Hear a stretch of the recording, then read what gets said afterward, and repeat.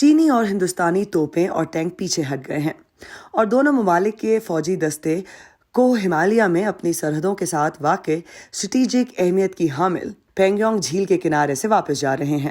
فوجوں کی واپسی کے سلسلے میں جاری کی جانے والی ایک ویڈیو میں بھارتی فوج نے کہا ہے کہ تنازع کے دوران چینی فوج کی جانب سے بنائے جانے والے عارضی ڈھانچوں کو ختم کر دیا گیا ہے۔ بھارت کے علاقے لداخ کے شورش زدہ ترین حصے سے 9 ماہ بعد افواج کا پیچھے ہٹنا اہم ہے، لیکن یہ صرف ایک آغاز ہے۔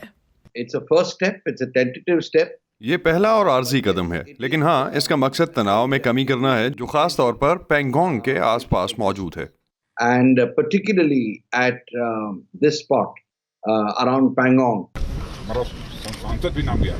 بھارت کے وزیر دفاع راج ناتھ سنگھ نے رواں ماہ کے شروع میں پارلیمنٹ کو بتایا تھا کہ سرحد پر تنازعات برقرار ہیں جو حقیقی لائن آف کنٹرول یا LAC کے طور پر جانی جاتی ہے۔ ابھی بھی LAC پر ڈپلائمنٹ تથા پیٹرول LAC پر تعیناتی اور گشت کے حوالے سے ابھی بھی کچھ حل طلب مسائل باقی ہیں۔ آئندہ بات چیت میں ہم ان پر توجہ مرکوز کریں گے۔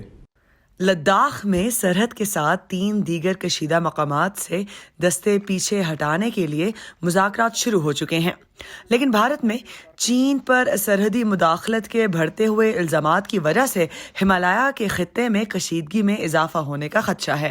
The main point is that what did the Chinese hope to achieve by doing what they did? اہم نکتہ یہ ہے کہ چین نے اپنے اس اقدام سے کیا حاصل کیا اور ان کا کیا ارادہ تھا۔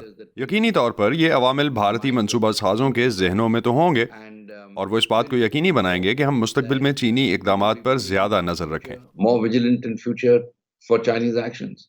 معاشی تعلقات کی بحالی آسان ہو سکتی ہے۔ بھارت نے چینی ایپس جیسے ٹک ٹاک پر پابندی عائد کر دی اور چین میں سرمایہ کاری کے راستے میں رکاوٹیں پیدا کر دی تھی۔ پچھلے سال جب فوجی کشیدگی میں اضافہ ہوا تھا تو بھارت میں بڑھتے ہوئے قوم پرست جذبات کے پیش نظر چینی مصنوعات کا بائیکاٹ کرنے کے مطالبات بھی زور پکڑ رہے تھے۔ لیکن کم قیمت والی اشیاء سے لے کر موبائل فون جیسے چینی آلات سے بھارتی بازار بھرے پڑے ہیں۔ بہت سی بھارتی صنعتیں جیسے ادویات سازی اور شمسی توانائی کے اہم پرزوں کے لیے چین پر انحصار کرنا پڑتا ہے اور گزشتہ برس چین میں بھارتی برآمدات میں اضافہ ہوا ہے۔ Indian industry is now looking at China as a market and China has offered them. بھارتی صنعت اب چین کو ایک منڈی کی حیثیت سے دیکھ رہی ہے اور چین نے بھارت کو اس کی پیشکش کی ہے، تو دونوں ملکوں کی طرف سے زور لگایا جا رہا ہے۔ پہلے مطالبہ صرف ان شعبوں سے تھا جو چین سے درآمدات پر انحصار کرتے تھے، لیکن اب یہاں اسٹیل اور دیگر شعبے موجود ہیں جن کا انحصار چین کی منڈیوں پر ہے، لہٰذا بھارت میں ایک کافی بڑا حلقہ بن گیا ہے جو چین کے ساتھ تعلقات کو معمول پر لانے کی کوشش کرے گا۔ اس کا مطلب یہ ہے کہ ایشیا کے 2 سب سے بڑے ممالک کے مابین سیاسی اور معاشی تعلقات مختلف طریقوں سے آگے بڑھ سکتے ہیں۔ انجنا پسریچا کے ساتھ Iram Abbasi, voice of America.